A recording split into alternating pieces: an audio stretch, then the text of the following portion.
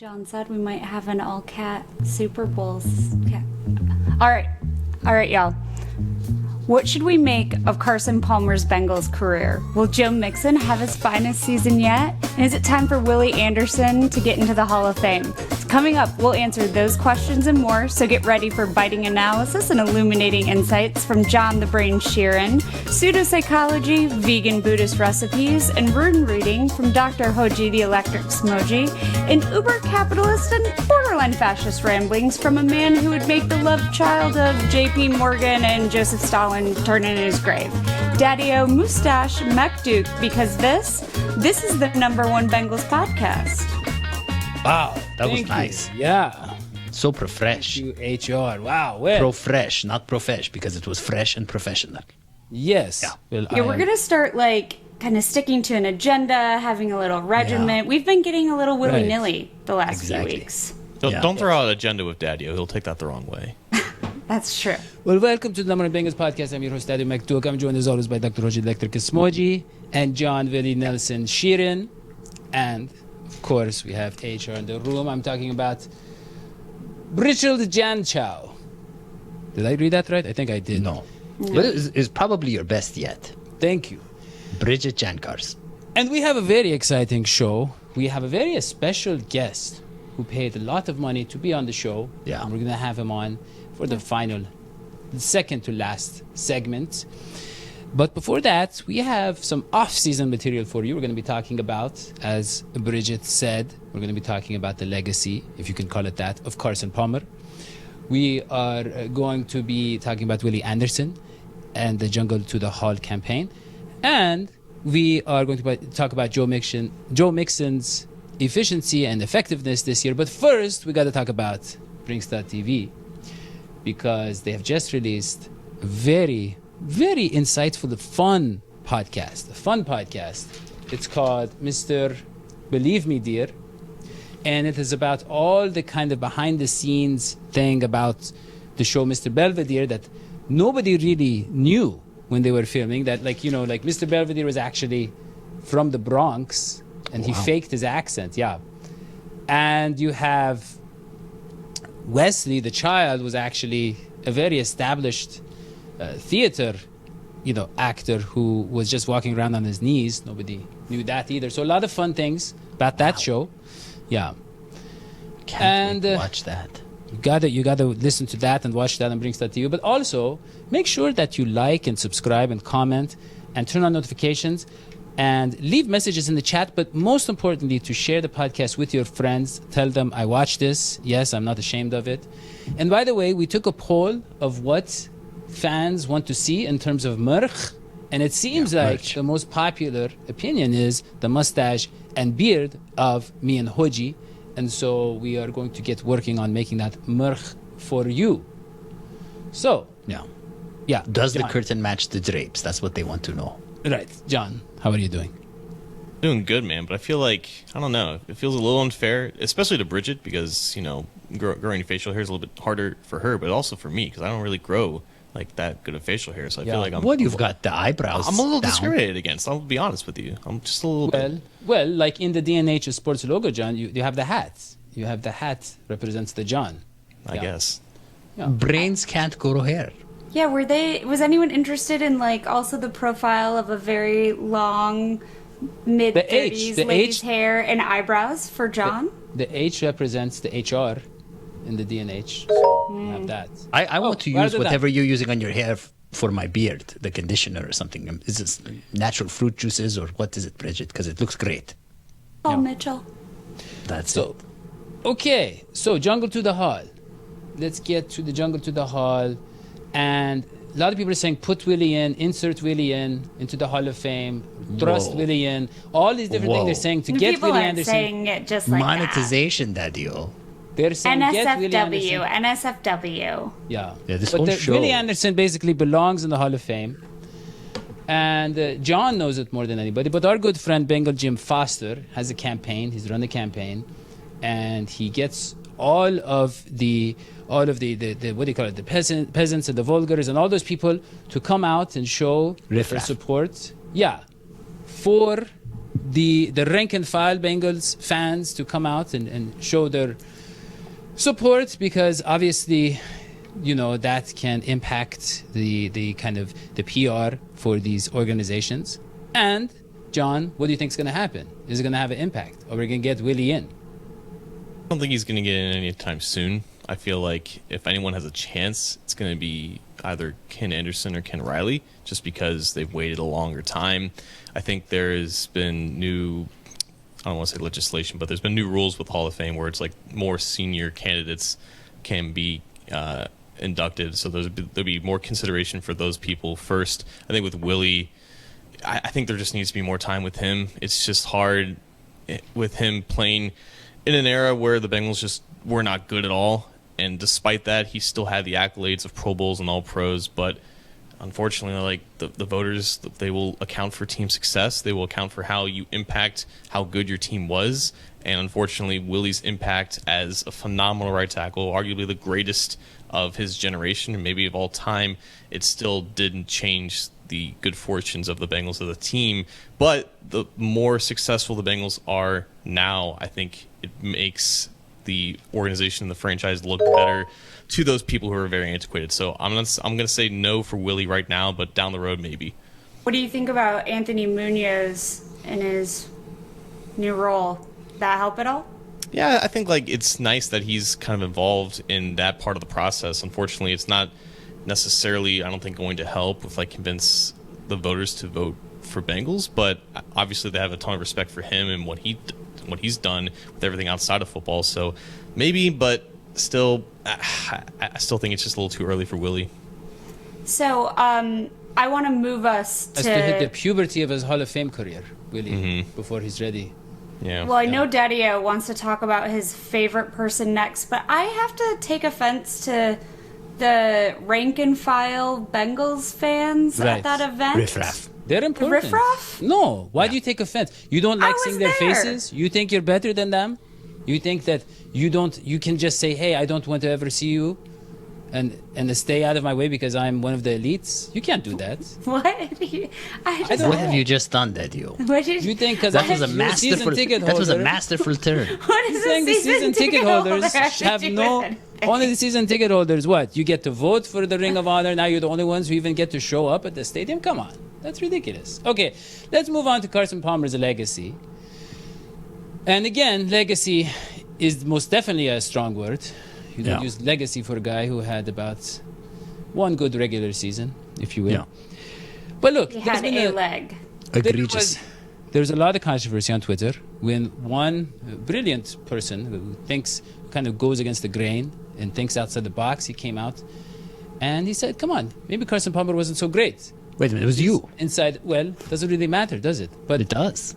John, we had a little back and forth, and John agreed with me that Carson Palmer. What is the purpose of this? Is it just because you got ratioed on Twitter? The off season? Yeah, I got Yeah. ratioed, and this is I don't And- want to get ratioed and- again by responding on Twitter. Yeah.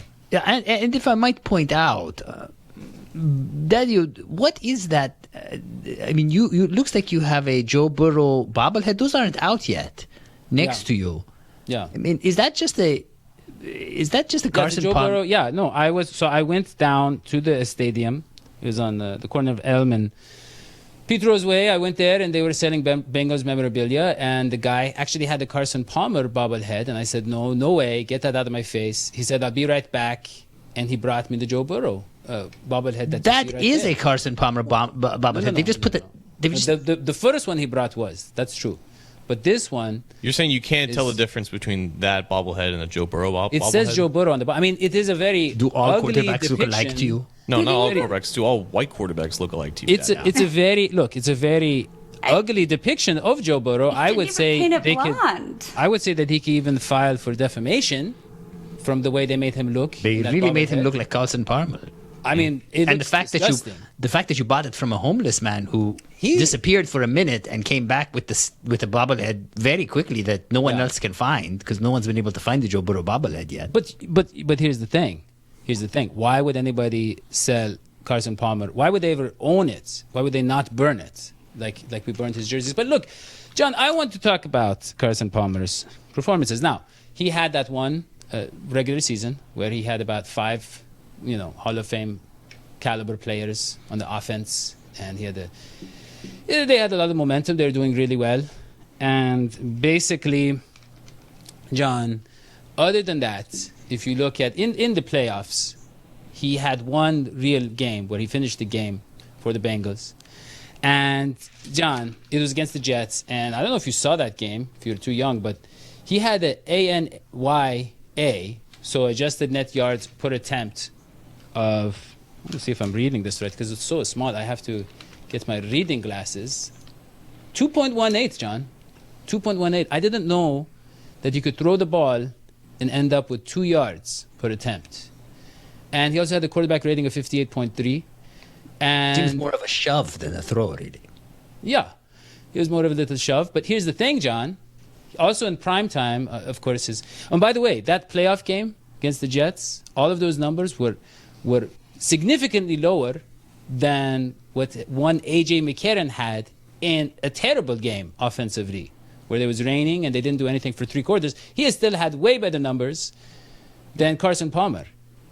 And then you go to, John, his Cardinals career, because he says, hey, the Bengals are a mess. They're this. Joe Burrow shouldn't go there. Then they go to the Super Bowl. He's like, oh, Joe Burrow shouldn't stay there. They're not going to get him a line and all that kind of nonsense.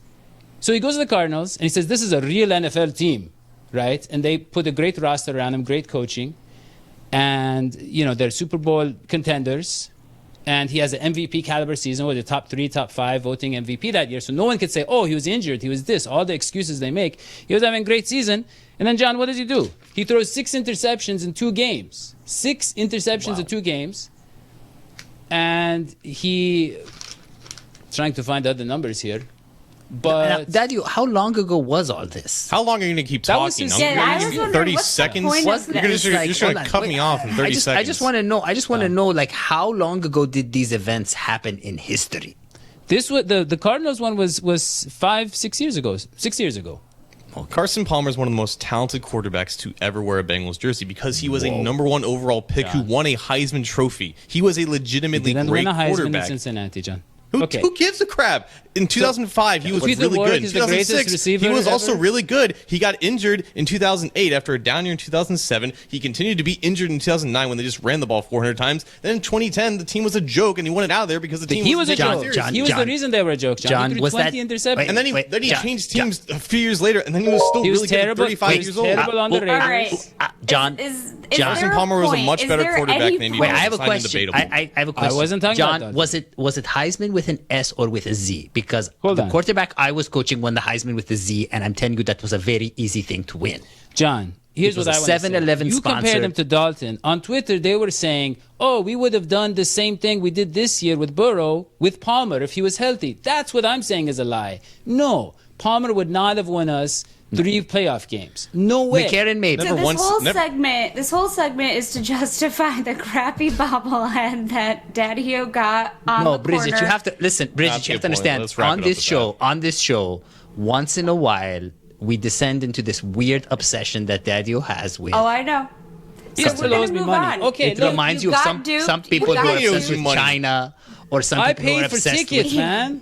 You That got- guy was a mess. You Okay, got look. duped. You got duped. You now own a Carson Palmer bobblehead. That's not the Carson Let's talk Palmer. about. Yeah, you didn't Default- land on Let's Carson Let's Palmer. talk about Carson Mixon. Palmer landed on us. Let's The talk poor about guy. Let's talk about It now. was very hot. Let's- No, it was very hot last week. The poor guy put his Joe Burrow bobblehead in the sun, and it ended up looking deformed, like Carson Palmer. Look, let us move on to the Joe Mixon discussion, John, because I want to know what you think. You studied the offensive line. You love the offensive line, and you finally have an offensive line, and so does Joe Mixon, John.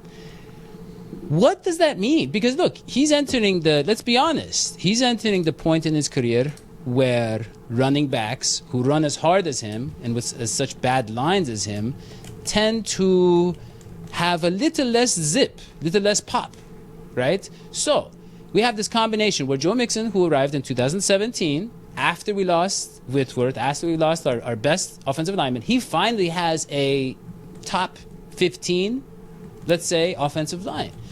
So is he still at the point where, basically, is he going to have that season? Is he going to have that 1,500-yard, 1,800-yard season where, Yes. What year is it?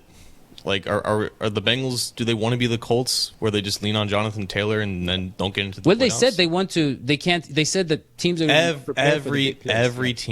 every team wants to run the ball into the dirt until they realize that's not the optimal way to run an offense.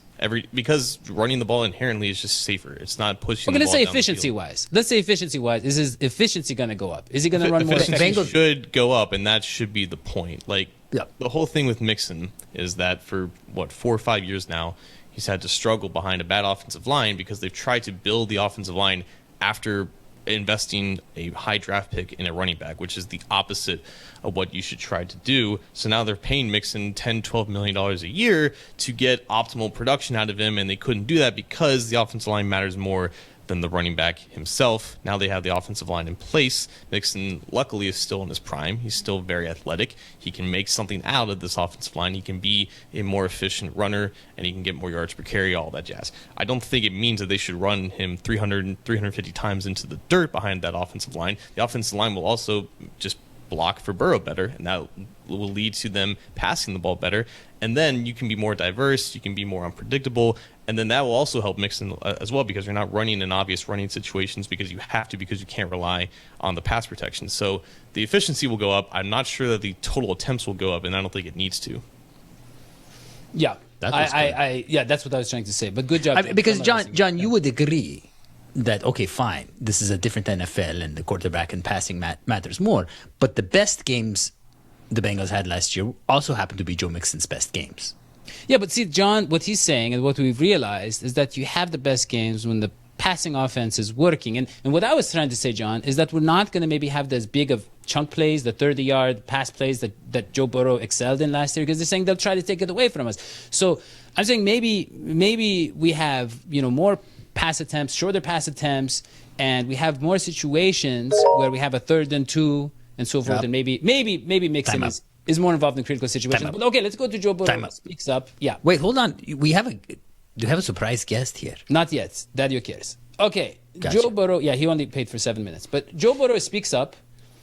And so here's the thing. Joe Burrow, Joe Burrow well, I take went on Instagram and he said, and I quote, sorry, get the paper here. He said, "I am not for murdering babies." And this caused a lot of commotion. It caused a lot of controversy. I didn't know it was such a debated topic. I didn't know that it was such a hot button topic, if you will. You But didn't he know says abortion, he's or you against didn't. Hold on, wait a minute. Yeah. Time out. Murdering babies. He said he's yeah, against it. Yeah. You didn't know abortion was a hot topic, or hold on, let me guess. Yeah. You didn't know that abortion had anything to do with fetuses. No. and the I just read the reproductive- first line of his post. It said, "I am not for murdering babies," and I thought it was obvious. I agreed with it, but apparently a lot of people did not. And I thought that was interesting.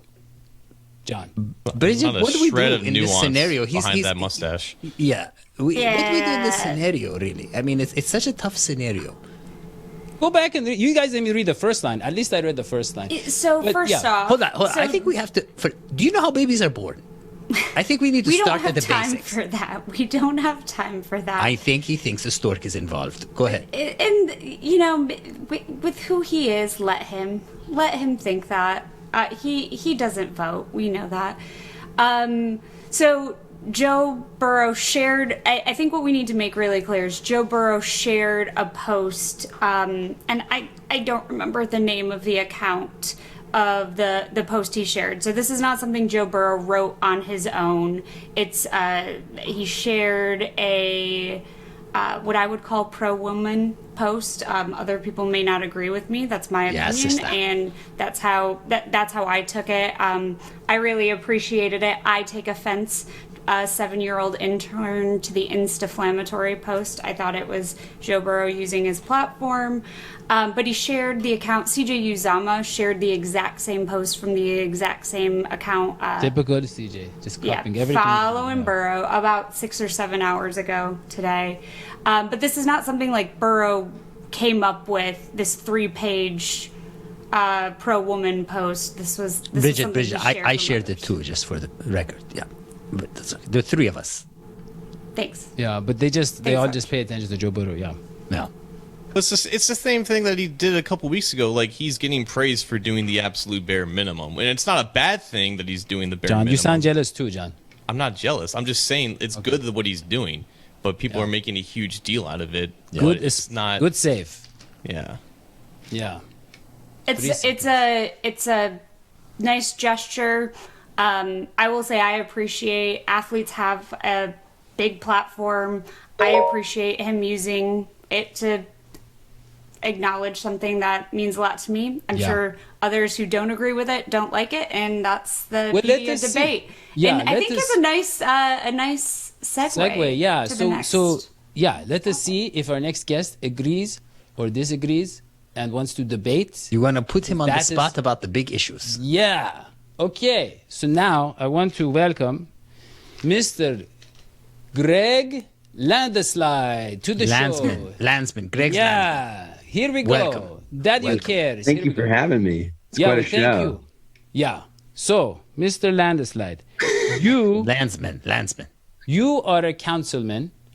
Yeah. Which we learned from Reggie Wilson, who was on our show. Reggie Williams, who was on our show. Yeah, he was a councilman. Yeah. He was a councilman, and he played in the NFL. Yeah. So we kind of like him better than you, Greg, because he was both a Bengal and making the city of Cincinnati better. Are you going to try out for the Bengals anytime soon? If they'd have me, I'd try out. Okay. You never know. So, Greg, I'm looking at your resume here.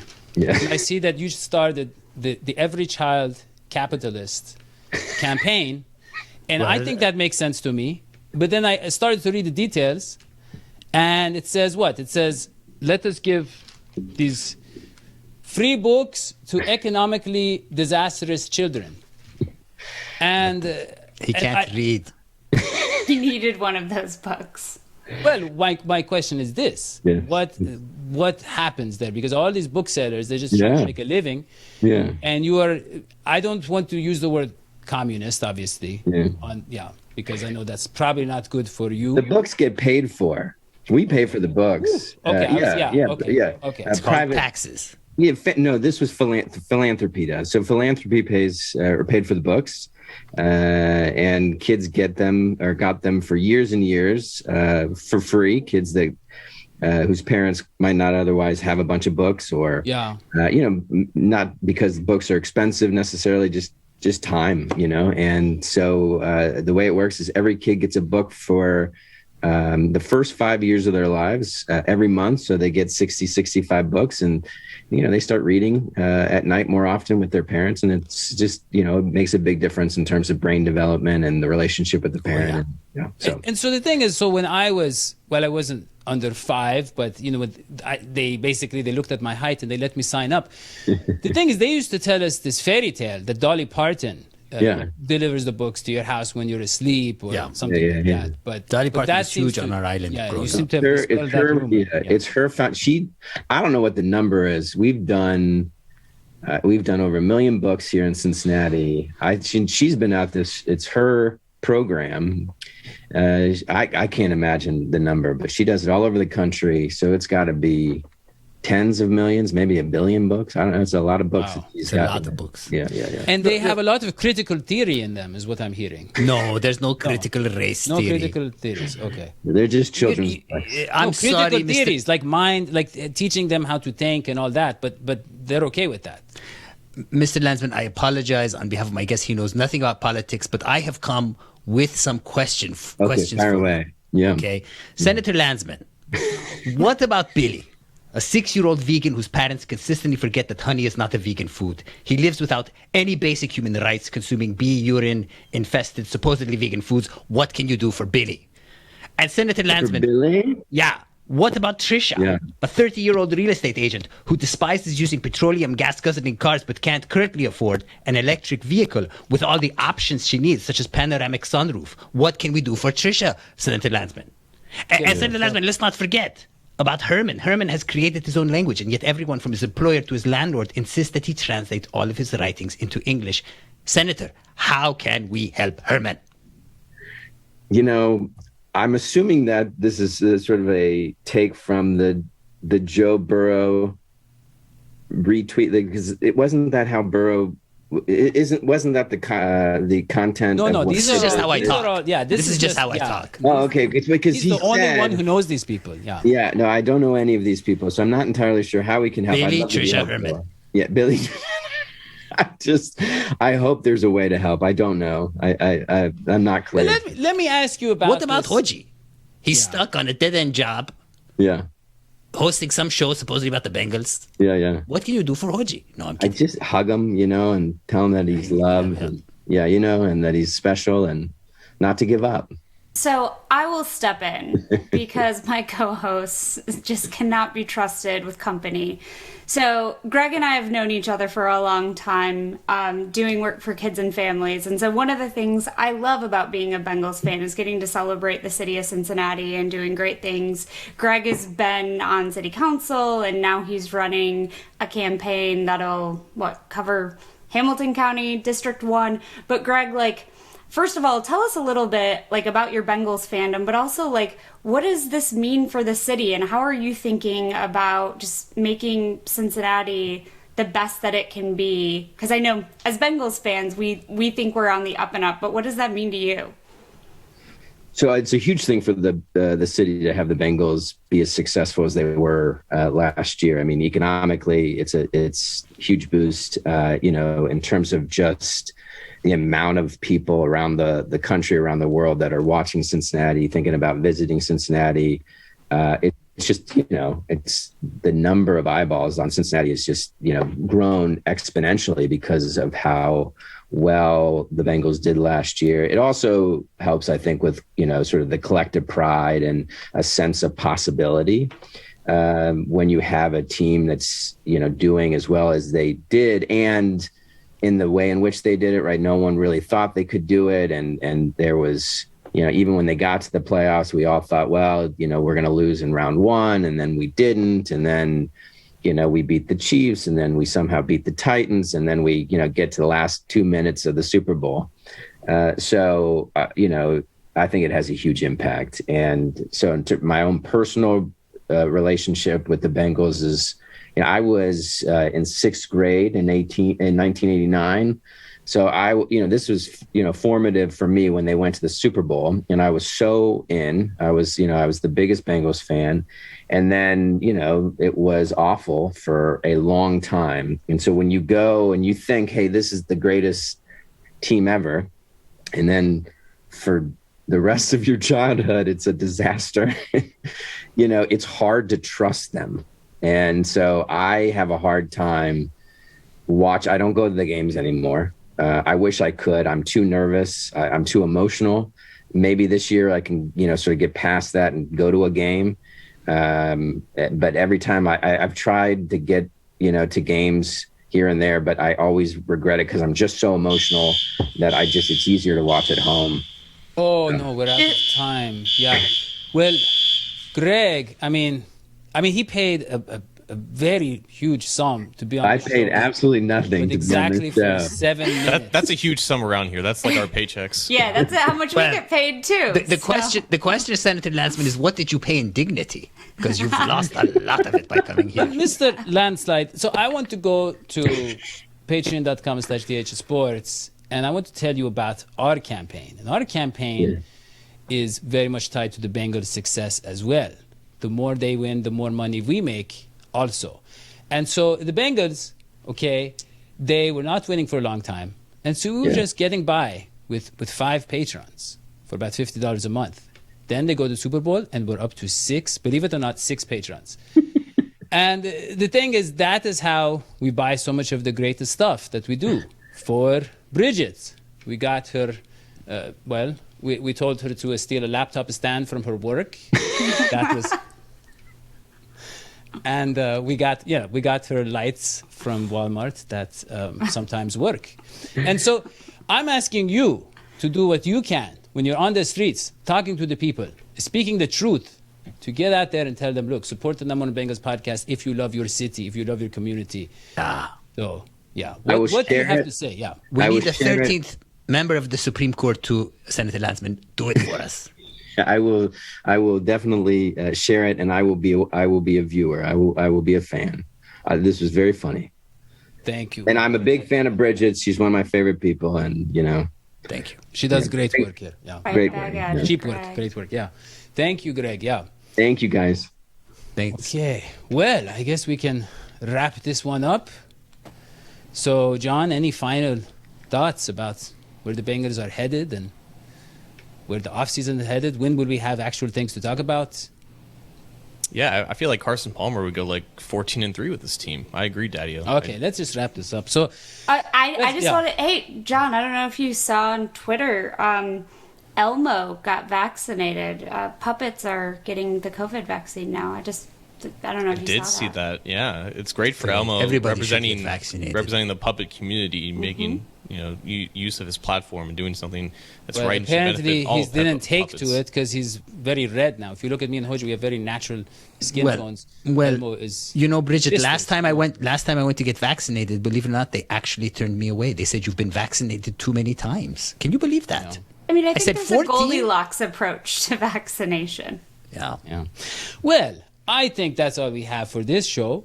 So, for John Willie Nelson Sheeran. Willy-nilly Sheeran. Yeah. Too many Willies here.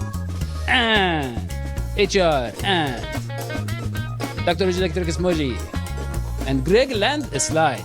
Very nice of Man, him to come on the show. Landsman. Yeah. That's all we have. Don't forget to subscribe and tell your friends to follow the show, like the show. We'll see you next time. So long. SVT. Bye.